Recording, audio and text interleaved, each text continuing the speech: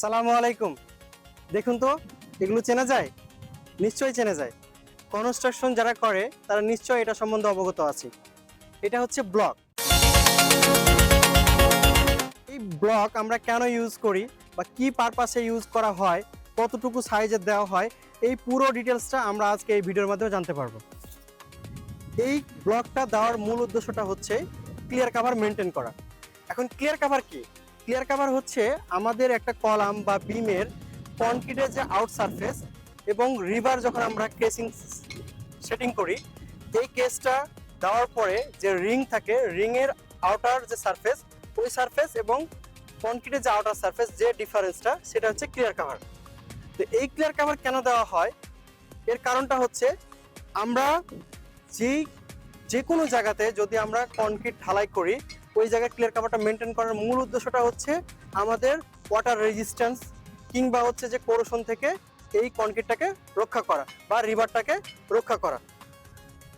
তো রিভারটাকে যদি আমরা রক্ষা না করি তাহলে কি হবে, আমাদের যদি কোনো কারণবশত কোরোশন হয়ে যায়, রিভারে যদি কোরোশন হয় তাহলে সেই জায়গায় আমাদের কনক্রিটটা ফুলে যায়।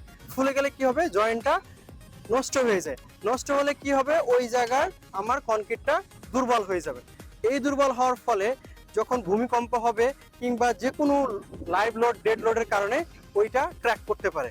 তো এইটা খুবই ইম্পর্টেন্ট একটা জিনিস, যে ক্লিয়ার কাভারটা মেনটেন করা। এই ক্লিয়ার কাভার মেনটেন করতে গিয়ে আমরা ব্লক ইউজ করি। তো আমরা এই ব্লকটা ইউজ করার পূর্বে যে সতর্কতা অবলম্বন করা উচিত, সেটা হচ্ছে যে ব্লকটা আমরা কমপক্ষে 28 দিন পূর্বে এটা আমরা তৈরি করে পানিতে ভিজায় রাখবো, যাতে করে আমাদের যে মূল কনক্রিটের যে স্ট্রেংথ, সেই স্ট্রেংথ এই ব্লকের মধ্যে থাকে। এটা হচ্ছে আমরা ফার্স্ট একটা জিনিস আমরা অবশ্যই মেনটেন করব। আর দ্বিতীয়ত আমরা যেহেতু আজকে আমাদের স্ল্যাব ঢালাইয়ের জন্য আসছি, তো স্ল্যাবে আমরা যে রিভার যে প্লেসিং করেছি, সেটার ক্লিয়ার কাভারটা কীভাবে মেনটেন করা হয় সেটা একটু দেখাবো আপনাদেরকে। আচ্ছা, এই যে স্ল্যাব আমরা রেডি করছি, স্ল্যাবে আমরা দুই ধরনের রেনফোর্সমেন্ট প্রোভাইড করতেছি। প্রথমে একটা রিভার ক্র্যাঙ্ক করে আমাদের হচ্ছে এক্সট্রা টপ দেওয়া হচ্ছে।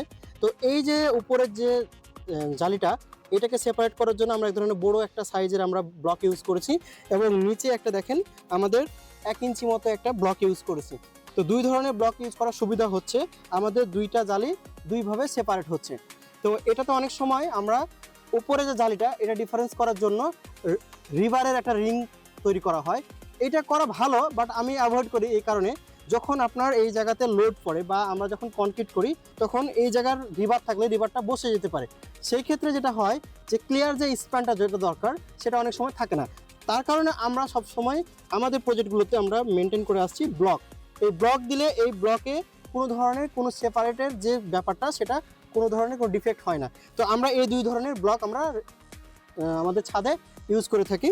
তো এখন হচ্ছে যে স্পেসিংয়ের ব্যাপারটা বলি, যে স্পেসিং আমরা কিভাবে দিব বা কতটুকু ব্লক বানাবো। এইটা আমাদের কোডের প্র্যাকটিস ওয়াইজ মাটির নিচে এক ধরনের থাকে, মাটির উপরে এক ধরনের থাকে। কলাম, বিম, স্ল্যাব আলাদা আলাদা ডেফিনেশন দেওয়া আছে।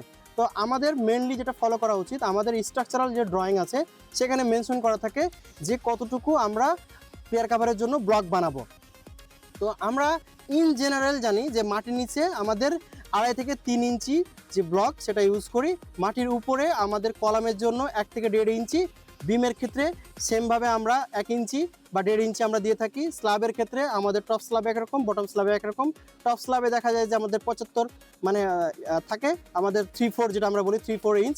আর হচ্ছে যে আমাদের যেটা নিচের দিকে থাকে, সেটা হচ্ছে যে 1 ইঞ্চি মতো আমরা দিয়ে থাকি।